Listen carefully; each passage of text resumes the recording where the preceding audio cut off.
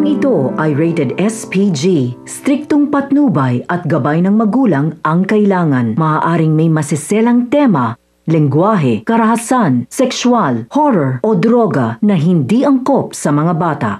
Magandang buhay, nasira nga ng tuluyan, ang pinapangarap at plinanong engagement party, nga nitong si Lynette at Carlos.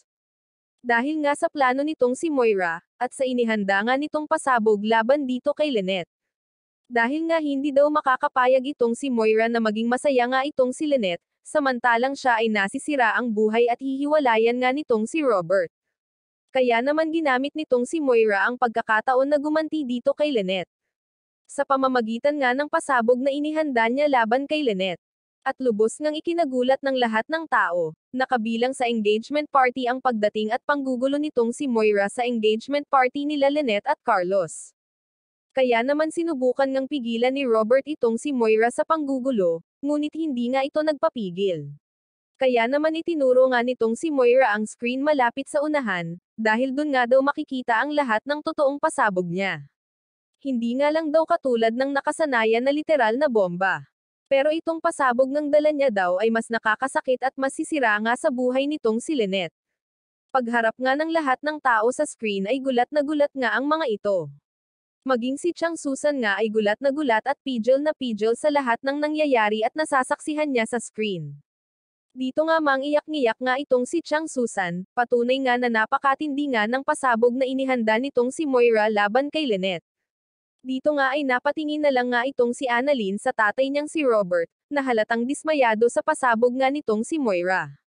Dito nga ay kung may labis ngang masasaktan dito, ito nga ay walang iba kundi itong si Carlos. Dahil nga ang pasabog nitong si Moira ay tungkol nga dito kay Lynette at Robert. At ito nga ay ang litrato ng paghahalikan nitong si Robert at Lynette. Pati na din nga ang video ng kaswitan ng dalawang mag-ex na si Robert at Lynette, habang nagbabonding nga sila kasama itong si Annalyn. Dito nga ay pinamukha nitong si Moira sa lahat ng tao na invited sa engagement party nila Lynette at Carlos, na hindi pa nga daw nagbabago itong si Lynette sa pagiging malandi at kabit nga daw nitong si Robert.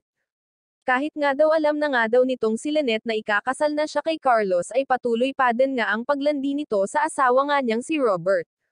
Dito nga ay hiyang-hiya nga itong si Lynette dahil nasaksihan nga ng lahat ang pasabog nitong si Moira, sa paghahalikan nga nila nitong si Robert at ang pagiging sweet nila.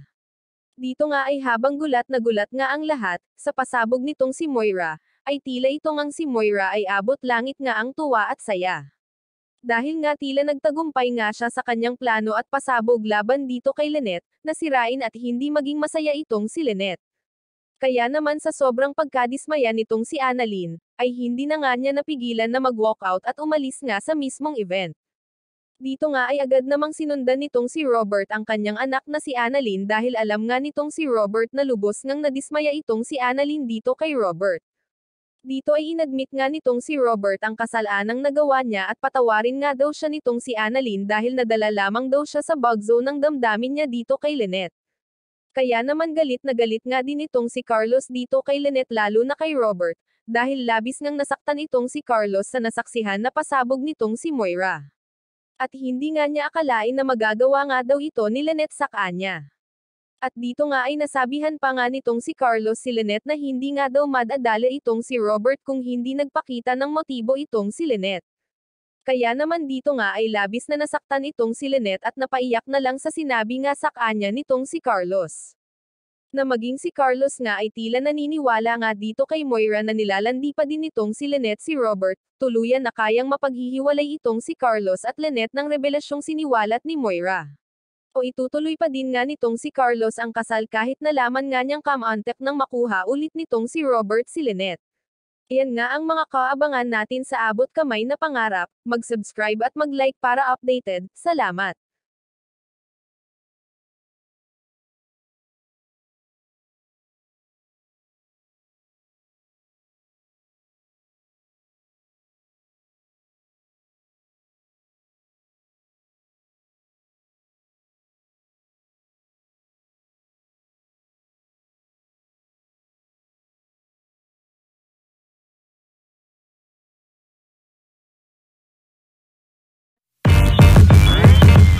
Damn.